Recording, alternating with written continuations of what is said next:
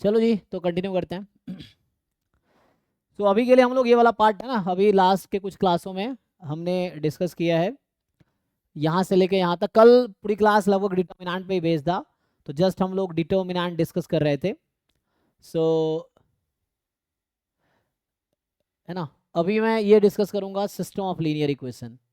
सो इसकी बात करेंगे, सिस्टम ऑफ लीनियर इक्वेशंस की। फिर इसी ऑर्डर में चलेंगे, फिर कल आएगा inner product, space and all that. So अभी सिस्टम ऑफ लीनियर इक्वेशन आज डिस्कस करते हैं।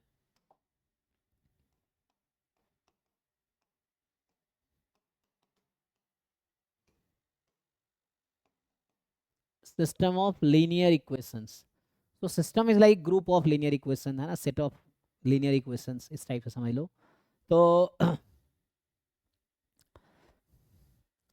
क्या करना हमें यहाँ पे, हमें मेनली देखना है कि व्हाट आर द, है ना, सॉल्यूशन, सॉल्यूशन स्पेस या रेस्ट्रिक्शन है कि कब सिस्टम के पास यूनिक सॉल्यूशन होगा, कब नो सॉल्यूशन होगा, कब इन्फिनाइट सॉल्यूशन होगा, ये हमें डिस्कस करना है यहाँ पे, ठीक है।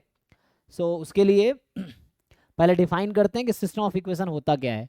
तो सिंपली आप लोग जानते हैं, जैसे लोअर क्लास में हमने पढ़ा है, क्लास 9 10th में था linear equation in one variable, 9th में था आई थिंक, 10th क्लास में था linear equation in two variable, जिसको हम सॉल्व करते थे वहाँ पे एलिमिनेशन मेथड से, ग्राफिकल मेथड से, क्रॉस मल्टीप्लिकेशन मेथड था, सब्सटीट्यूशन मेथड था, इस तरह से 4-5 मेथड थे वहाँ पे जिससे हम सॉल्व करते थे ना, two variable, two equation and two variable जब होता था।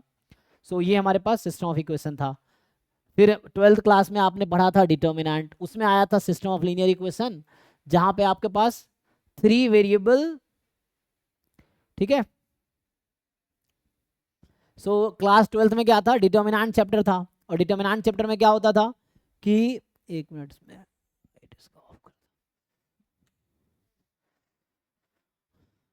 डिटर्मिनेंट में क्या है कि 3 क्वेश्चन, 3 वेरिएबल वाले क्वेश्चन थे 12th क्लास में, जहां पे आप क्या करते थे कि ए इनवर्स बराबर 1 अपॉन डिटर्मिनेंट ए इंटू एडजॉइंट, पहले इनवर्स निकालते थे।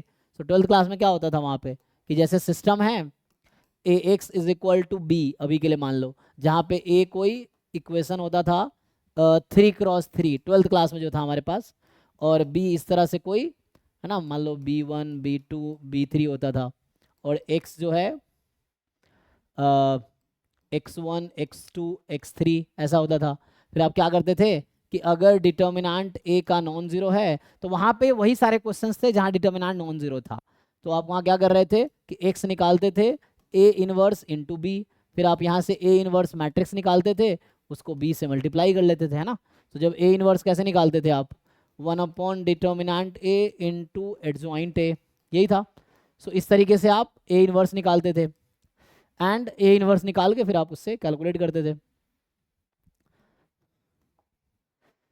ठीक है। तो इस तरीके से था।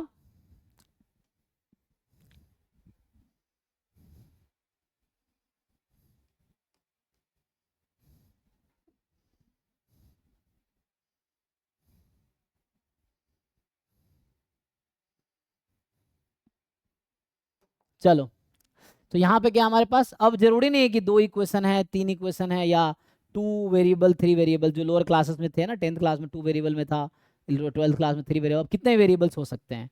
यहाँ पे जैसे इक्वेशन होगा कि A11 X1, A12 X2, मान लो A13 X3 and so on, A1n Xn, this is B1। And similarly दूसरा इक्वेशन आएगा A21 X1, A22 X2, A23 X3, and यहाँ से आ जाएगा A2n Xn इज B2, ठीक है। ऐसे ही आ जाएगा A31 X1, A32 X2 and A33 X3, and यहाँ से आ जाएगा A3n Xn इज B3, ठीक। इसको कंटिन्यू करते रहिए। यहाँ से आ जाएगा AM1 X1, AM2 X2, AM3 X3 and so on, ऐसे ही AMN Xn इज BM। यहाँ पे क्या है, कितने इक्वेशंस हैं, there are m equation in n variables है, देयर आर m इक्वेशंस, तो equation number 1, equation number 2, equation number 3 और equation number m. So these are system of m equation, है ना. सो ये क्या है, this is system of m equations in n unknowns. ठीक है. सो ये सिस्टम ऑफ m इक्वेशन है n अननोन्स में. सो this is a system of m equation in n unknowns. And हमें अब क्या देखना है, इसका सॉल्यूशन फाइंड करना है. We have to find the solution. तो again you can write it as, this system can be written as ax is equal to b, और जस्ट स्मॉल x जनरली लिखते हैं लोग. So ax is equal to b. Here a is a matrix, m cross n की matrix है. ये x आपका just xi है, जहां पे x कितना है यहाँ पे, x1 x2 xn, n cross 1 की है. और b जो आपके पास है ये भी bi है, लेकिन ये m क्रॉस 1 की है. चेक कीजिए. ठीक है. सो ये कंडीशन है. So this system can be written as this. अब आपको देखना है कि इसके पास कितने सॉल्यूशन होंगे, है ना. How to decide solution. अब ये होमोजीनियस है, नॉन होमोजीनियस होता है. सो इसी में आप लिख सकते हैं होमोजीनियस सिस्टम है, non homogeneous system. So like जो सिस्टम ऑफ इक्वेशंस हैं, linear equation, system of linear equations. So इसमें आपके पास ये सिस्टम क्या है, ax is equal to b. अब इसके दो पार्ट है, इसको बोलते हैं homogeneous system of equation, and दूसरा होगा नॉन होमोजीनियस, है ना. सो ये होमोजीनियस कब होगा, नॉन होमोजीनियस कब होगा, बताइए कोई. होमोजीनियस कब बोलेंगे इसको, नॉन होमोजीनियस कब बोलेंगे. ax equal to 0, ax equal to 0 and ax equal to b. Homogeneous होगा ax equal to 0. Sir matrix B जब 0 होगा तो होमोजीनियस होगा जी. तो सिंपल बी मैट्रिक्स जब 0 हो जाएगा वही एक्स इक्वल टू 0 बन जाएगी. So when B is 0 then उस केस में आ जाएगा.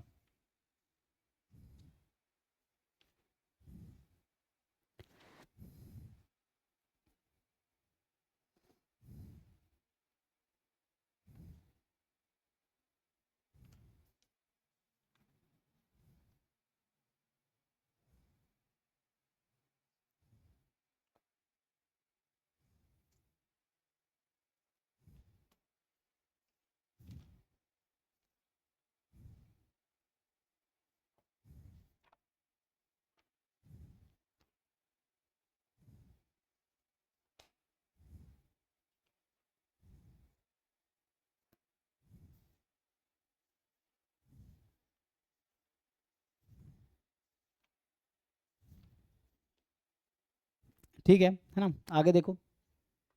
सो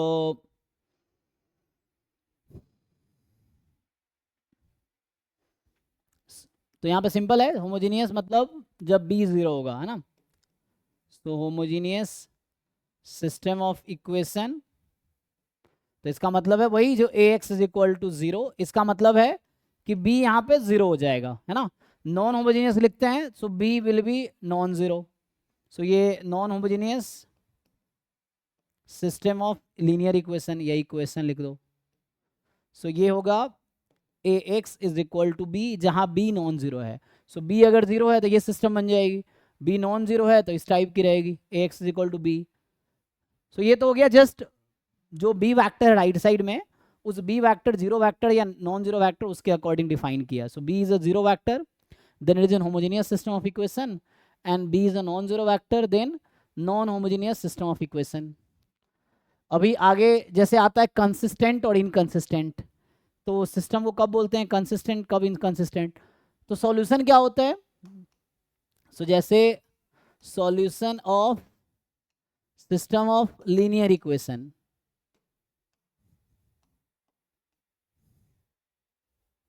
सो मान लो ऐसा होगा जैसे मैं डिफाइन कर रहा हूँ, जानते तो वहीं आप. सॉल्यूशन का क्या मतलब होता है कि वेरिएबल की वो वैल्यू जो सेटिस्फाई करे इन कंडीशंस को, मतलब उस क्वेश्चंस को, जो उसके इक्वेशन है। सिंपल होगा कि लाइक अ वेक्टर एस, जो एस होगा like S1 S2 up to, तो एक्स में कितना था, कितने वेरिएबल आपके पास, n है, so Sn, this is called solution, this is solution of system of linear equations if and only if, कौन सा, ax is equal to b, if and only if as is equal to b। तो मतलब क्या हो गया कि x के place पे अगर s फैक्टर रखे तो वो उसको सेटिस्फाई कर जाए, है ना। सो वो वैल्यूज, सो लाइक x की वैल्यू s1 है, x1 की वैल्यू s1 है, x2 की वैल्यू s2 है, xn की वैल्यू sn है। So this will be called solution if it satisfy this system of equation. Simple. तो x की जगह क्या किया हमने, x की जगह ये रख दिया, तो x की जगह s फैक्टर रखने पे वो सेटिस्फाई कर रही है, तो मतलब s जो है वो सॉल्यूशन है, ये सॉल्यूशन स्पेस भी आगे हम बोल सकते हैं। सो सॉल्यूशन है अभी के लिए। तो ठीक है, तो सेट ऑफ सॉल्यूशंस हो गया, मतलब अगर एस की ऑल पॉसिबल वैल्यू लिखोगे तो वो उसके हिसाब सॉल्यूशन स्पेस बना लेती है।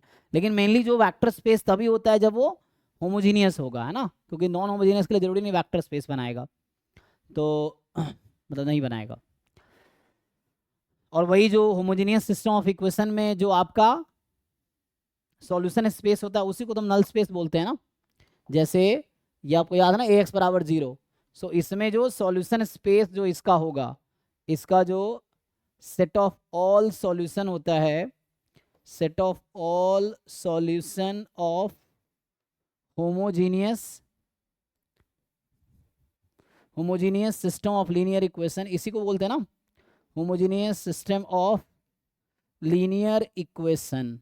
तो इसका जो सेट ऑफ ऑल सॉल्यूशन होता है, या इसको बोलूं सॉल्यूशन स्पेस, है ना, सॉल्यूशन स्पेस जो होगा वो क्या बनाता है, this is the null space,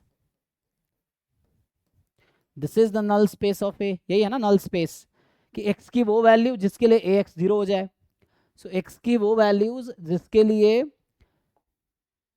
ax 0 हो जाए, सो वो होगा solution space, null space of a। इसका क्या मतलब है कि x की वो वैल्यूज जिसके लिए ax 0 हो जाए, या s लिख दूं x की जगह, कि set of solutions for which as is 0।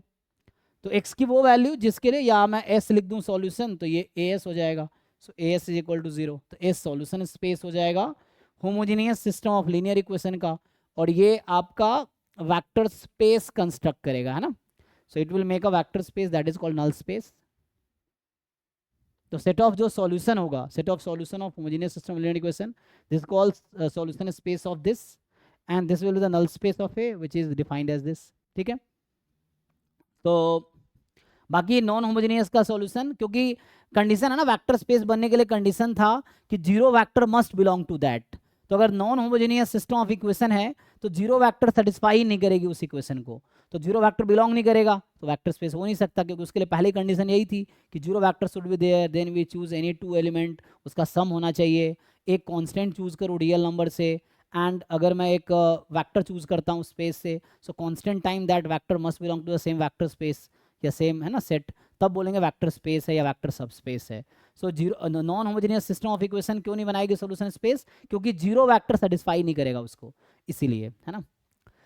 तो है ना, so इसका जो सॉल्यूशन स्पेस है that may not be a vector space, है ना, बी जब 0 होगा तभी बनाएगा। तो ये तो सॉल्यूशन लिख दिया।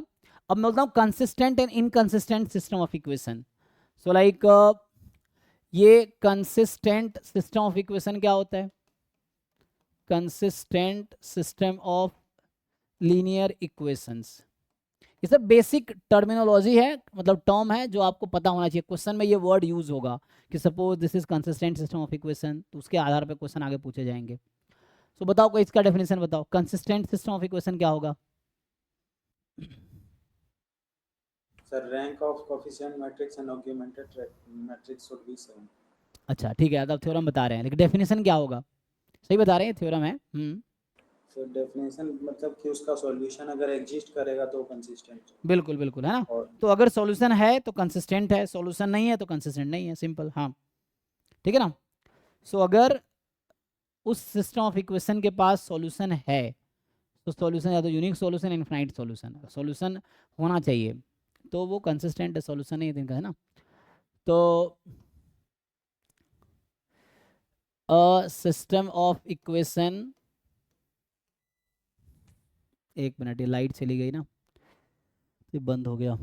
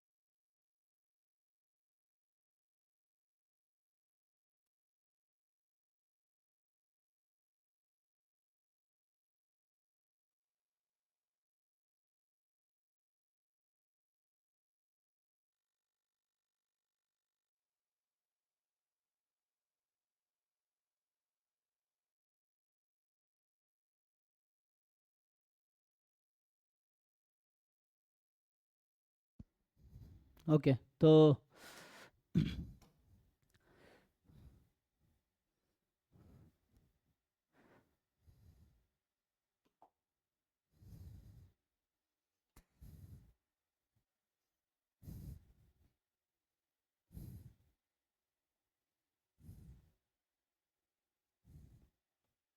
तो जैसे मैं यहाँ लिख रहा था ना सॉल्यूशन, जैसे अभी, तो जैसे यहाँ पे मैं लिख दूँ कि एक वर्ड आता है सॉल्यूशन सेट, है ना। तो सॉल्यूशन सेट क्या होगा, सेट ऑफ ऑल सॉल्यूशंस, है ना। सॉल्यूशन सेट अगर डिफाइन कर दूँ तो set of all possible solution of system of equation ax is equal to b is called solution set। ठीक है, तो मान लीजिए इसको सॉल्यूशन सेट बोल दिया कि जितने सॉल्यूशन होंगे उसका एक सेट बना दिया, सेट ऑफ ऑल सॉल्यूशंस। तो मैं कहता हूँ होमोजीनियस सिस्टम का जो सॉल्यूशन सेट है वो नल स्पेस होता है, और नॉन होमोजीनियस का सॉल्यूशन सेट जरूरी नहीं है वेक्टर स्पेस बनाएगा। ठीक है, तो क्योंकि जीरो वेक्टर जरूरी नहीं बिलोंग करेगा, अगर बी जीरो हो गया तो जीरो वेक्टर जरूर बिलोंग करेगा और बाकी सारी कंडीशन सेटिस्फाई होगी वेक्टर सब स्पेस की। लेकिन अगर नॉन होमोजीनियस जरूरी नहीं, तो यहाँ पे मैं ऐसा लिख देता हूँ, कंसिस्टेंट सिस्टम ऑफ इक्वेशन का मतलब है कि अ system of equation, system of linear equation ax is equal to b is consistent if and only if and only if जो सॉल्यूशन सेट है, solution set is non empty set, यही होगा। So solution set अगर non empty है तो इसका मतलब वो कंसिस्टेंट है। इनकंसिस्टेंट लिखेंगे, so inconsistent system of linear equation, so inconsistent system of linear equation अगर आप लिखेंगे तो यहां से आएगा कि इफ सॉल्यूशन सेट या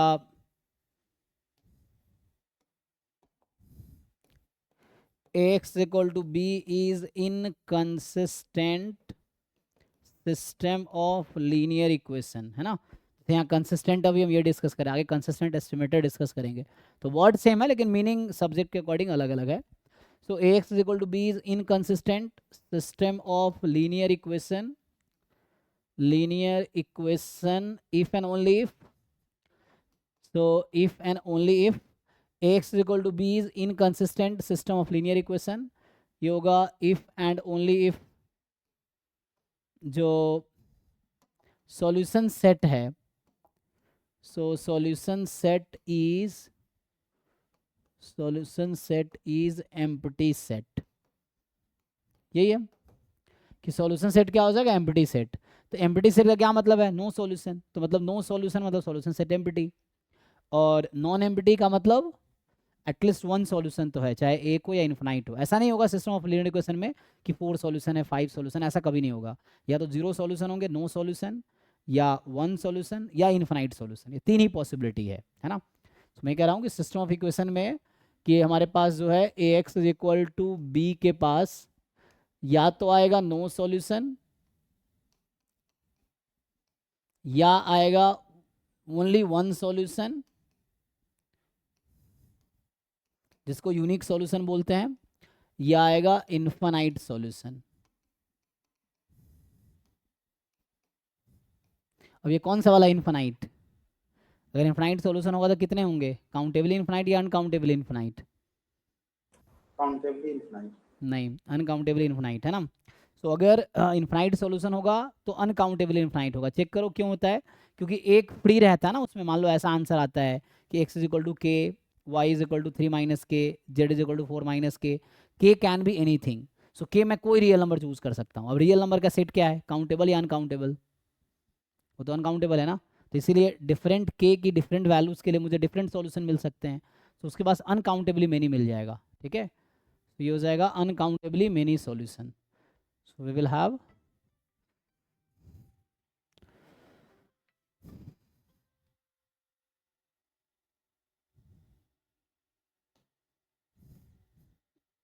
so we will have है ना uncountably many solution।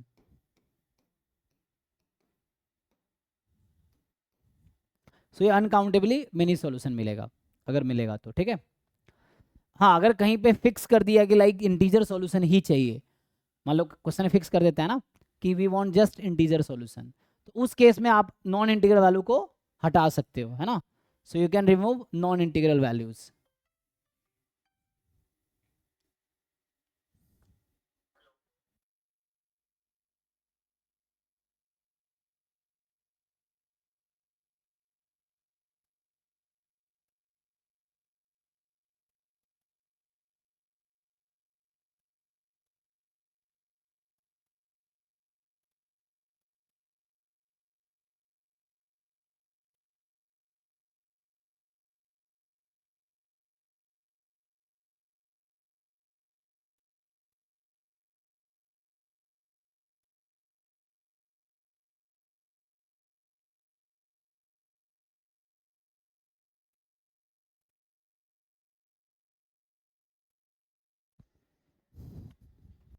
ठीक है ना। तो मतलब जनरली ये होता है, अगर इंटीजर फिक्स कर रखा है मान लो, है ना, सो बोलता है only integer solutions are allowed, then उस केस में काउंटेबल आ जाएगा ना। अदरवाइज इन जनरल वो अनकाउंटेबल, अगर कोई रेस्ट्रिक्शन नहीं लगा रखा है तो अनकाउंटेबल होगा। ठीक है, अगर रेस्ट्रिक्शन लगा रखा है कि we want only integer solution लिखा है तो फिर इंटीजर काउंटेबल सेट है तो उसके अकॉर्डिंग काउंटेबली मेनी मिलेगी। ठीक है, इन जनरल अनकाउंटेबल हो जाएगा।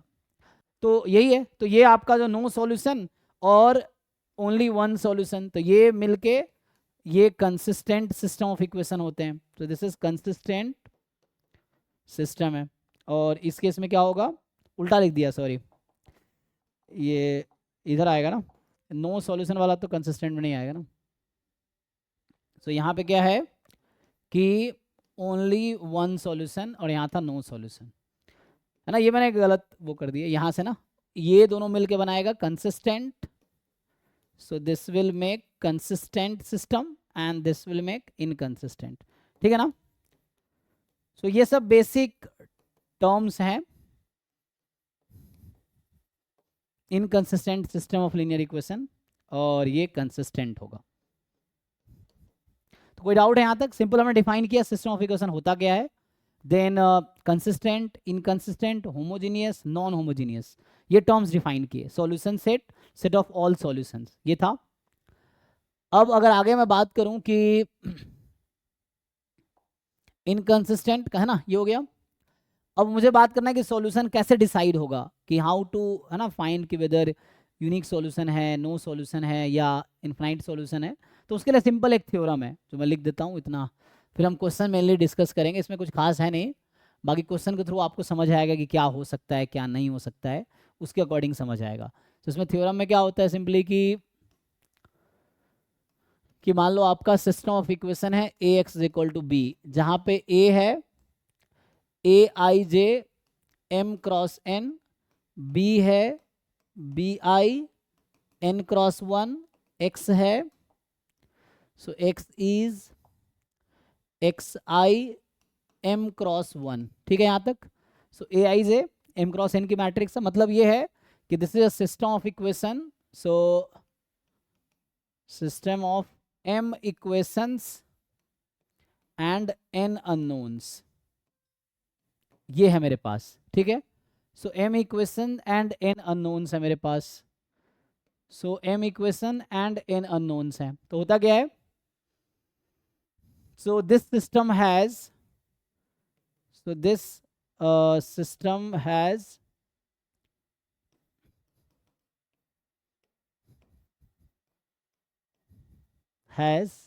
पहला है, बताओ भाई, यूनिक सॉल्यूशन। यूनिक सॉल्यूशन समझ आता है, ओनली वन सॉल्यूशन।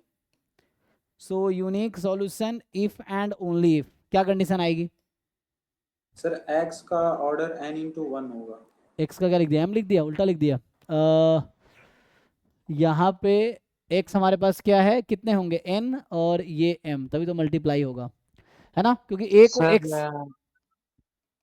हाँ अभी ठीक है ना जी, थैंक यू। हाँ बताइए।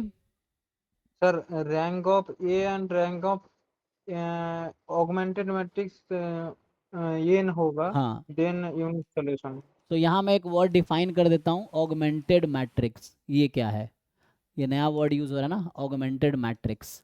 तो जैसे सिस्टम ऑफ इक्वेशन है A X is equal to B, ठीक, तो यहाँ पे ए एक मैट्रिक्स है।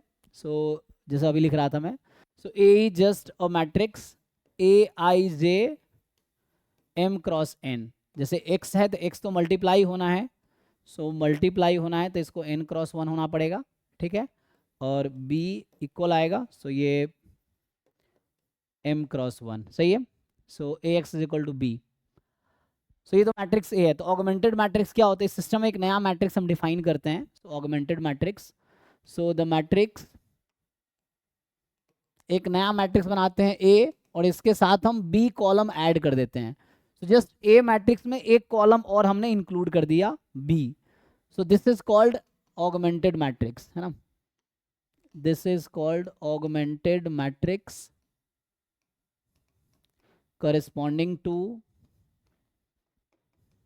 corresponding to system of linear equation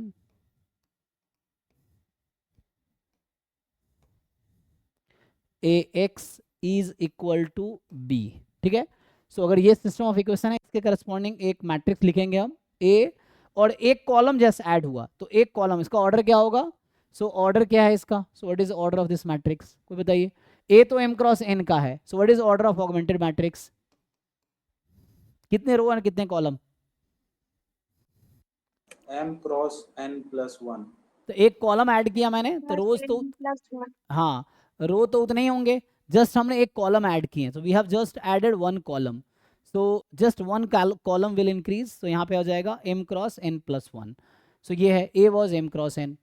now हम लोग थ्योरम लिख रहे हैं इसके बेस पे। So what we are saying, so we have already seen rank. Rank क्या होता था, सो हम लोग है ना रैंक ऑलरेडी देख चुके हैं कि रैंक क्या होता है।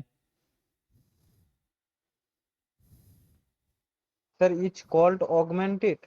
हाँ, इज कॉल्ड ऑगमेंटेड, ये क्या लिख दिया, ऑगमेंट्रिक। सो ऑगमेंटेड मैट्रिक्स, मैट्रिक्स उठ गया, augmented matrix corresponding to system of linear equation A X is equal to B. ठीक है,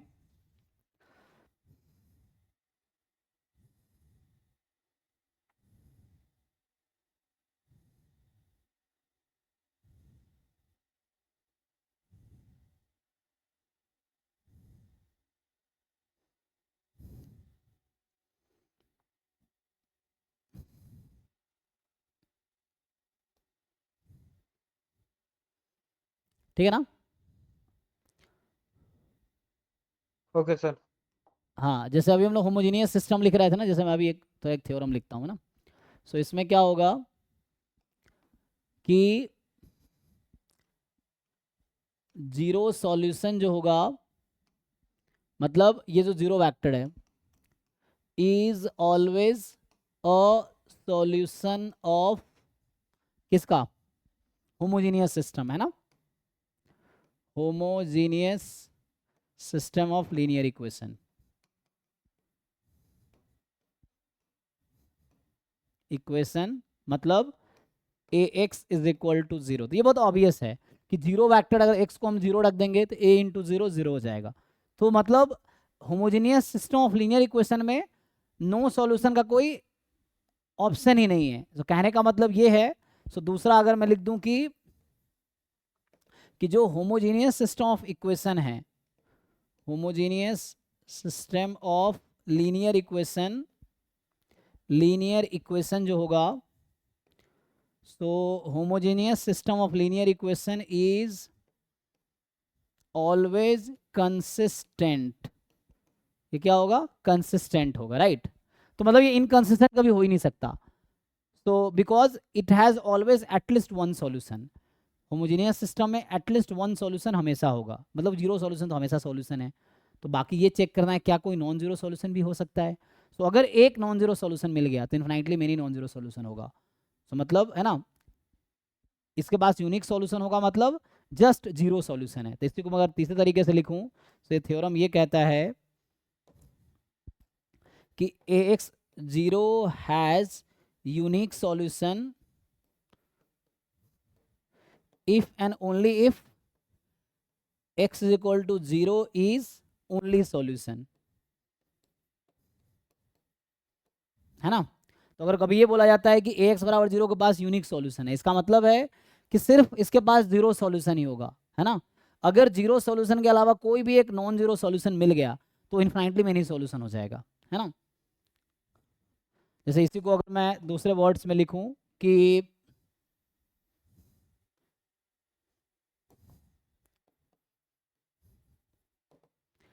मान लो ऐसा होगा कि देयर एग्जिस्ट एस जो है ना, मान लो एस कोई है सॉल्यूशन जो कहाँ बिलोंग करेगा। सो अगर मैं एम क्रॉस एन ले रहा हूँ तो एस आर एन से बिलोंग करेगा।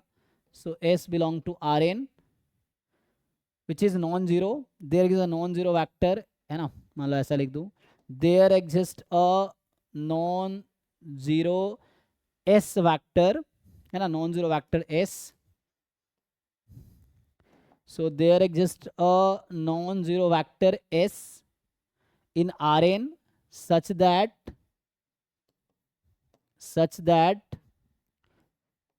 Ax is equal to, या ये सेटिस्फाई कर रहा है As is equal to 0 को। इसका क्या मतलब है कि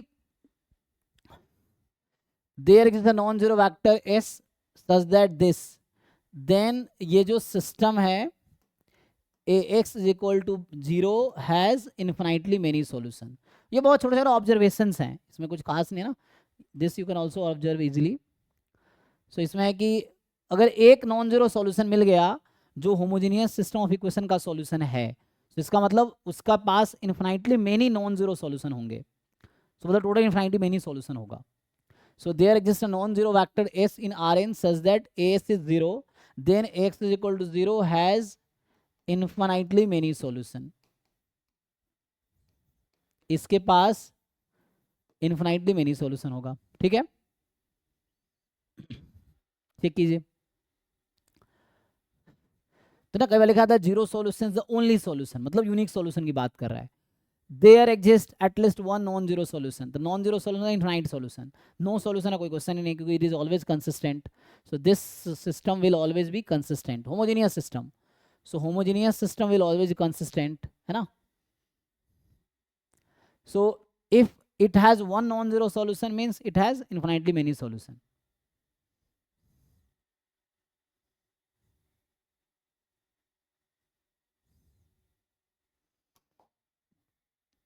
अच्छा, जैसे मैं होमोजेनियस सिस्टम में अगर ऑगमेंटेड मैट्रिक्स लिखे तो क्या होगा? ऑलवेज कंसिस्टेंट क्यों है, तो अभी यहाँ से पता चल जाएगा। तो हम यहाँ ये इस थ्योरम पे आते हैं अब।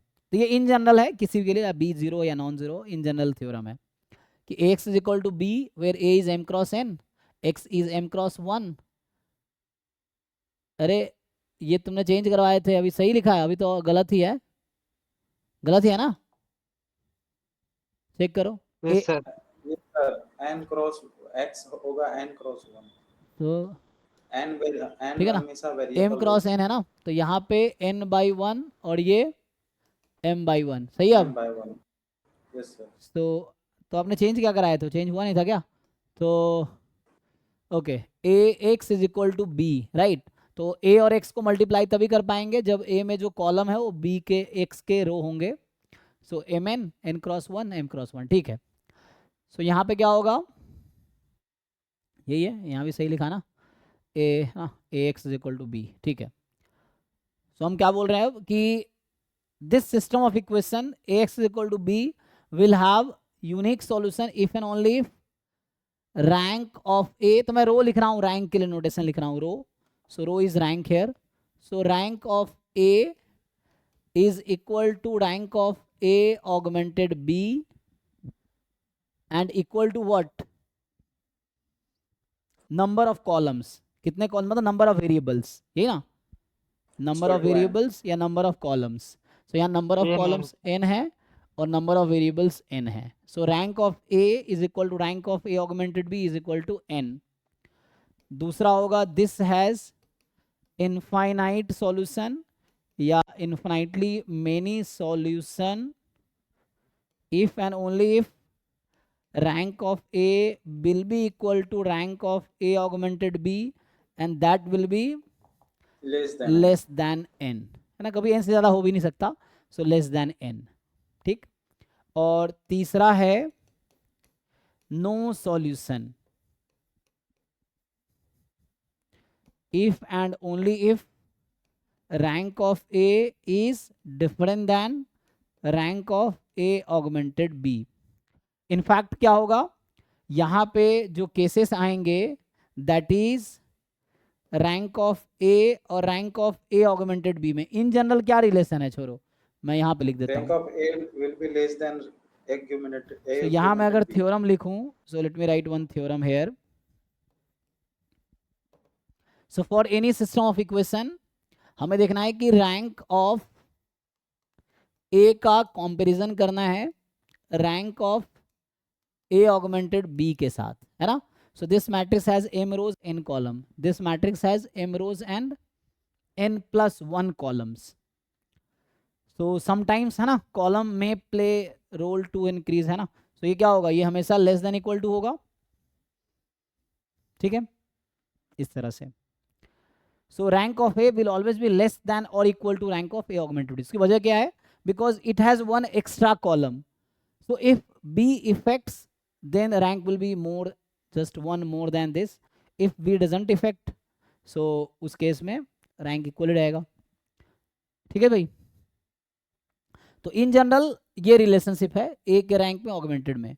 तो अगर इक्वल है तो दोनों n के इक्वल है तो यूनिक सॉल्यूशन है, इक्वल है बट n से कम है तो इनफाइनाइट सॉल्यूशन है, इक्वल नहीं है तो नो सॉल्यूशन है। यहाँ तक ठीक है। सो होमोजेनियस सिस्टम में क्या हो रहा था, अगर आप यही थ्योरम होमोजेनियस सिस्टम में देखो तो होगा क्या, जब हमारे पास होमोजेनियस सिस्टम होता है, सो ये जो होमोजेनियस सिस्टम था, होमोजेनियस सिस्टम ऑफ इक्वेशन, सो इसमें क्या होता है आपका ए एक्स इज इक्वल टू 0 है। सो इसमें ऑगमेंटेड मैट्रिक्स अगर आप बनाओगे ए ऑगमेंटेड बी, तो ये क्या होगा, ए रहेगा, यहाँ पे तो 0 है क्योंकि बी तो उसका 0 है। तो ये 0 मैट्रिक्स तो रैंक में कोई कंट्रीब्यूट ही नहीं करेगा। इसीलिए इसमें होता क्या है कि रैंक ऑफ ए हमेशा इक्वल होगा रैंक ऑफ ए ऑगमेंटेड 0 के, और ऐसा है। So if and only if A X is equal to 0 is consistent, इसीलिए ये कंसिस्टेंट है ना। या मैं उसी थ्योरम को लिखता जनरल के लिए, जैसे यहाँ पे यही लिखना चाह रहे हैं ना कि जब इक्वल है तो कंसिस्टेंट है, या तो ऐसा लिखें थ्योरम इसमें कि जैसे थ्योरम क्या है कि rank of A is equal to rank of a augmented b if and only if ax is equal to b is consistent, यही मतलब है consistent का, और रैंक ऑफ ए अगर डिफरेंट है rank of A augmented B के, so if and only if ax is equal to b is inconsistent। Check कर लीजिए एक बारी, ये लिखना चाह रहे हैं कि अगर इक्वल है तो कंसिस्टेंट है, इक्वल नहीं है तो इनकंसिस्टेंट है। ये थ्योरेटिकल हो गया। अब क्वेश्चन इस पर ट्राई करते हैं। सर थोड़ा प्रीवियस पेज। हाँ ये ठीक है ना अभी। सो ये था। Yes sir. सो ये हमेशा कंसिस्टेंट होगा, है ना। सो इसीलिए homogeneous system is always consistent. Therefore हम ये बोलना चाह रहे हैं ना कि ये जो ax equal to 0 is always consistent, always consistent system of equation. क्योंकि जीरो कलम से इफेक्ट नहीं पड़ेगा। हाँ है ना। और जो सॉल्यूशन स्पेस है, सो solution set form a vector space which is called null space Null of space. A, है ना, which is called null space of A, है ना। और dimension of solution set is a nullity, है ना, यही होगा। सो सॉल्यूशन सेट का जो डायमेंशन होगा इसके, Element in the null space. है ना, Number हाँ। of element in the null space. तो जो हमारे पास इसका जो सॉल्यूशन सेट का डायमेंशन है that is the nullity, nullity is the dimension of solution set. Sir previous slide ठीक है ना, तो यहाँ तक ओके है। सर सॉल्यूशन सेट, हाँ ये तीसरा वाला पॉइंट में रुकिए solution set form a vector space, form FORM forms a vector space which is called null space of A। Okay sir. जी ये सर थर्ड वाला में rho of A is less than rho of A augmented भी कर सकते हैं। हाँ बिल्कुल कर सकते हैं आप, है ना, क्योंकि यहाँ पे वही पॉसिबिलिटी है, या तो लेस होगी या इक्वल होगी, है ना, ये चीज़ है। सो वही चीज़ है। कंसिस्टेंट है ना वहाँ पे थर्ड पॉइंट में, तो इक्वल टू हटा देंगे, सिर्फ लेस देन रहेगा। जी जी जी, है ना, तो वही चीज़ रहेगा, लेस देन कर सकते हैं, कोई प्रॉब्लम नहीं है।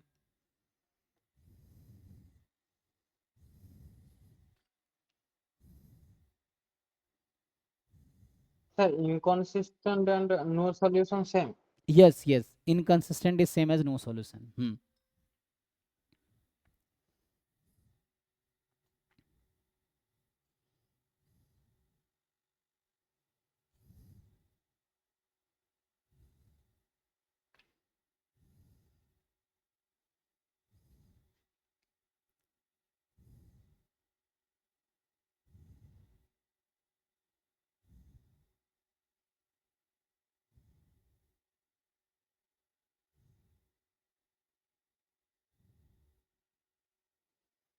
अब सोचिए, जैसे अगर मैं बात करूं, ठीक है, तो ये सब रिजल्ट लिखा हमने, ये रिजल्ट्स को यूज करेंगे प्रॉब्लम सॉल्विंग में। सो अभी जैसे मैं बात कर रहा था होमोजेनियस सिस्टम का, यहीं पे आओ। जैसे इसी में अगर मैं बात करूं, ए मेरा क्या है, सो ए जो मैं लिख रहा हूं m क्रॉस n लिख रहा हूं, है ना। अब मान लीजिए थ्योरम लिखता हूं यहाँ पे कि if m is less than n, then आप क्या बोल सकते हैं इसके बारे में, होमोजेनियस सिस्टम के बारे में, ax इक्वल टू 0 के बारे में। इसके पास क्या होगा, जीरो सॉल्यूशन होगा, मतलब यूनिक सॉल्यूशन होगा या इनफाइनाइट सॉल्यूशन होगा, इनफाइनाइट। सो अगर m लेस देन n है, इसका क्या मतलब है, तो यहाँ से rank of a and rank of a augmented 0, so ये कभी n के इक्वल तो आ ही नहीं पाएगा। क्यों, क्योंकि आप जानते हैं जो रैंक होगा a का that is less than equal to minimum of m comma n। और अगर हमने कह दिया m लेस देन n है, अगर मैंने ये कह दिया m लेस देन n है, तो ये तो m के इक्वल आ जाएगी, तो n तो कभी हो ही नहीं पाएगा रैंक इसका, है ना। तो अगर m लेस देन n है, m की वैल्यू लेस देन n है, इसका मतलब है कि आपके पास नंबर ऑफ इक्वेशंस कम है, नंबर ऑफ वेरिएबल्स ज़्यादा है, होमोजेनियस सिस्टम ऑफ इक्वेशन है। तो उस केस में दिस जो सिस्टम है ना, तो मैं बस ये बोलना चाह रहा हूँ, तो यहाँ प्रूफ लिखोगे आप, मैं डायरेक्टली समझा दे रहा हूँ। Then ax is equal to 0 has at least one non zero solution या has a non zero solution. तो एक नॉन जीरो सॉल्यूशन लिखने का मतलब infinity many non zero solution होगा, ठीक है ना। So has a non zero solution, इसके पास कम से कम एक नॉन जीरो सॉल्यूशन तो होगा, और एक नॉन जीरो का मतलब इनफाइनिटली मेनी नॉन जीरो होगा होमोजीनियस सिस्टम में, क्योंकि इनफाइनाइट सॉल्यूशन आएगा। सो अगर m लेस देन n है तब ax बराबर 0 के पास नॉन जीरो सॉल्यूशन होगा। अगर m is equal to n हो गया तो हो सकता है कि, है ना, नॉन जीरो हो या जीरो सॉल्यूशन हो। m मोर देन n हुआ तब भी कुछ भी हो सकता है, ठीक है।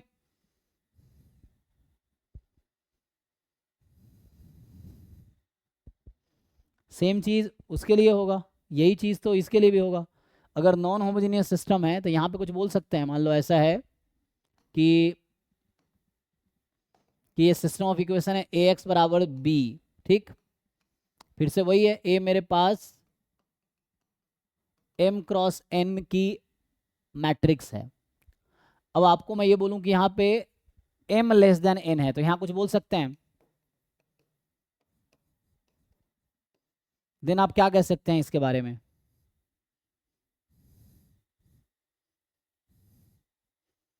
सिस्टम के बारे में, इसके सॉल्यूशन के बारे में क्या बोल सकते हैं हम लोग? तो इस केस में जो रैंक इनफाइनाइट हो जाएगा सर। रैंक ए का है और रैंक ए ऑगमेंटेड बी का है।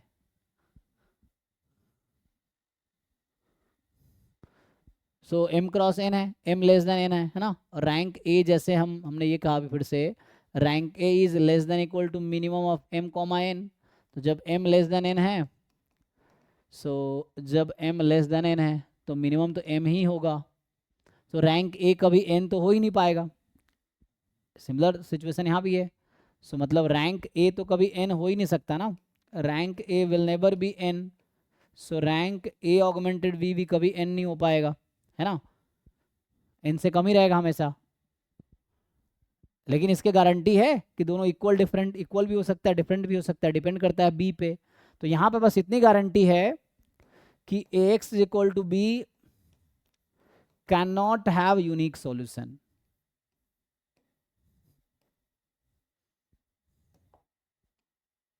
Can not have unique solution, can not have unique solution, इसकी बस गारंटी है कि यूनिक सॉल्यूशन नहीं होगा, इसकी गारंटी है, ठीक है ना।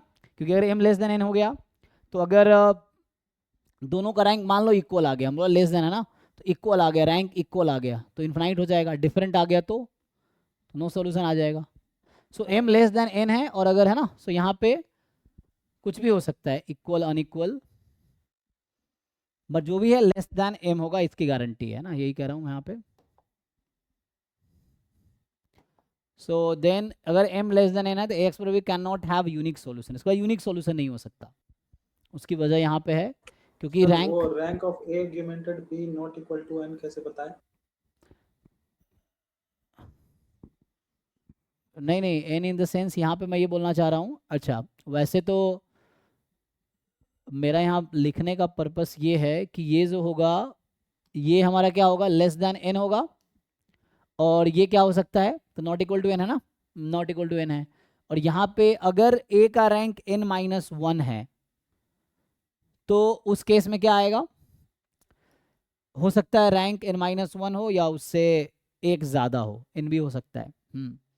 तो मुझे क्या लिखना पड़ेगा यहाँ पे कि जो भी केस है, मतलब ये एनफ है ये कहने के लिए ना, कहने का मतलब ये, क्योंकि हमारे पास ये इक्वल तो होगा तो उस केस में इनफाइनाइट सॉल्यूशन, तो ये दे देगा इनफाइनाइट सॉल्यूशन। और अगर a ऑगमेंटेड b इक्वल नहीं होगा रैंक a के तो नो सॉल्यूशन। तीसरी पॉसिबिलिटी खत्म हो जाएगी, बट हो सकता है ना, आप सही कह रहे हैं कि इसमें क्या हो सकता है कि मान लो a का रैंक n माइनस वन है और b अगर रैंक में कंट्रीब्यूट कर रहा है तो n हो सकता है। सो यहाँ पे a augmented b not equal to rank a ऐसा हो सकता है, बट कभी n के इक्वल नहीं आ सकता, है ना, क्योंकि रैंक a तो लेस देन n है, तो इसीलिए, ठीक है। तो इसमें can not have unique solution, यहाँ तक ओके है। बस यही क्वेश्चन में पूछ लेता है, यही सारी चीजें क्वेश्चन में पूछ लेता है।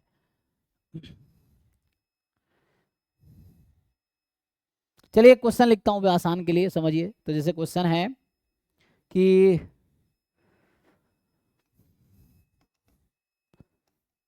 कंसीडर, आपके पास एक सिस्टम ऑफ इक्वेशन है, x1 plus 2x2 plus x3 is 0 and x1 minus x2 minus x3 is 0, ठीक। देन आपसे बोल रहा हूं कि this, so this system of, इसमें ये है कि मान लो आपने लिखा यहां से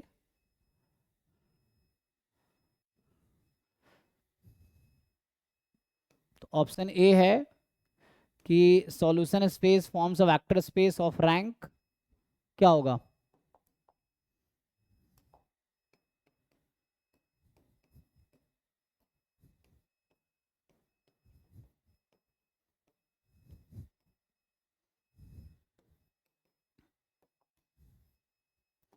सो solution space forms a vector space of dimension, आपको बताना है क्या होगा। मतलब न्यूमेरिकल आंसर टाइप है, लेट से इसको न्यूमेरिकल आंसर टाइप बना देता हूँ। तो और यहाँ मैं लिख रहा था consider system of linear equation, तो consider system of linear equations this, बोल रहा हूँ इसका जो सॉल्यूशन स्पेस होगा वो वेक्टर स्पेस बनाएगा, तो उसका डायमेंशन क्या होगा? इनफिनाइट सॉल्यूशन है। बताइए जी। So solution space forms a vector space of dimension what is the dimension of the vector space?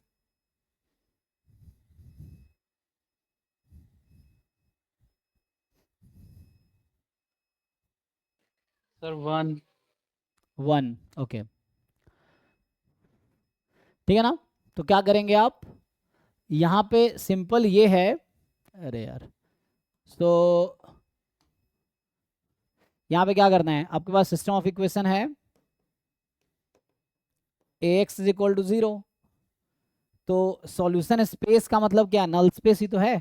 तो इसका अगर हम सॉल्यूशन स्पेस लिख रहे हैं कि लेट से s इज द सॉल्यूशन, क्या आर क्यूब में होगा, क्योंकि x1 x2 x3 है, जहां पे as इज इक्वल टू 0, यही तो है सॉल्यूशन स्पेस। अब सोचो, तो ये मान लो इसके लिए भी वेक्टर स्पेस बोल, जैसे ने कहा, तो ये वेक्टर स्पेस है, तो इसका जो डायमेंशन होगा, dimension of v is equal to nullity of a, और नलिटी ऑफ a किसके इक्वल होगा? तो यहां पे अगर सिस्टम ऑफ इक्वेशन बनाते तो a आपका क्या बनता, 1 2 3 1 -1 -1, ठीक, यही है। तो बताओ रैंक कितना है ए का, ए का रैंक कितना है?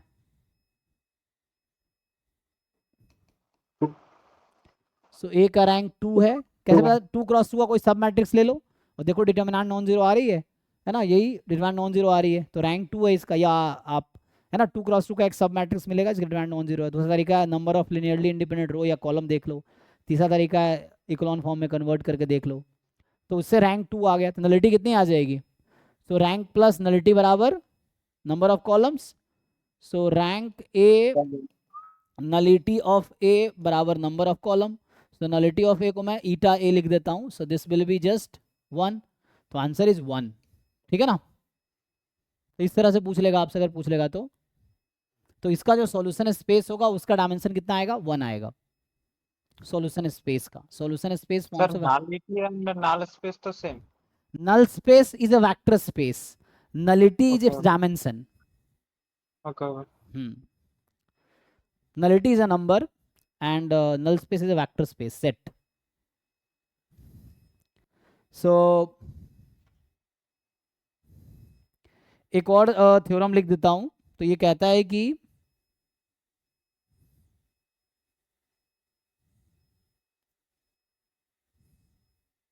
सर सॉल्यूशन स्पेस में सॉल्यूशन लिखते हैं, डायमेंशन लिखते हैं? सॉल्यूशन स्पेस एक वेक्टर स्पेस है, तो डायमेंशन कैसे लिखेंगे? सॉल्यूशन सेट का मतलब, solution set is a vector space, okay sir, question हाँ डायमेंशन पूछ रहा था, हाँ, ठीक है ना। सो solution space forms a vector space of dimension what, तो ये क्वेश्चन था, उसका डायमेंशन क्या होगा। देखो तो एक और जैसे क्या है कि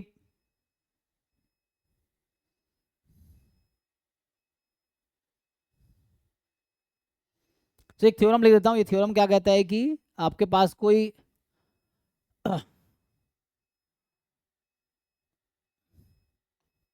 मान लो एक क्वेश्चन लिखा, कितना टाइम हो गया, एक्चुअली लाइट नहीं है ना तो इन्वर्टर चल रहा है टाइम, चलो। तो यहाँ पे हमारे पास क्वेश्चन है कि ये ट्राई करो, जैसे आपसे पूछे,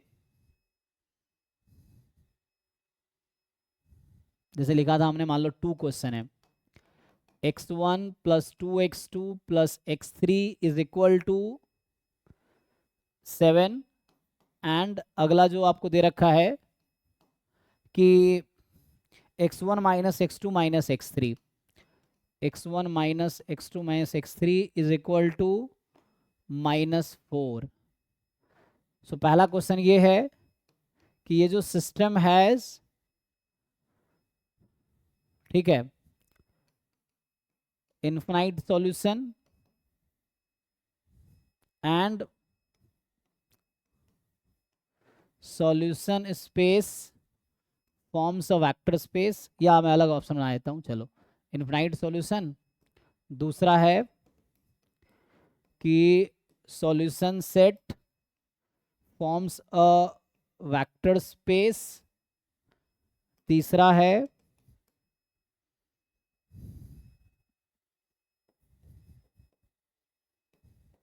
system has no solution, and चौथा है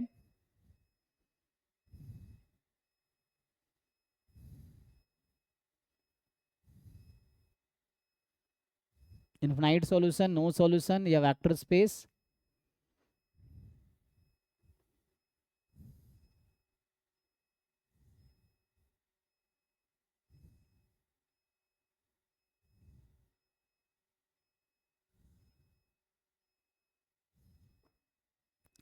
S इज इक्वल टू, मैं ऐसा लिख देता हूँ, सो 114 प्लस k टाइम, मान लो k है या t है, ठीक है, t टाइम, यहाँ पे आ जाएगा 1 माइनस 2 3, जहाँ t is real number, is a solution set. बताइए क्या आंसर होगा।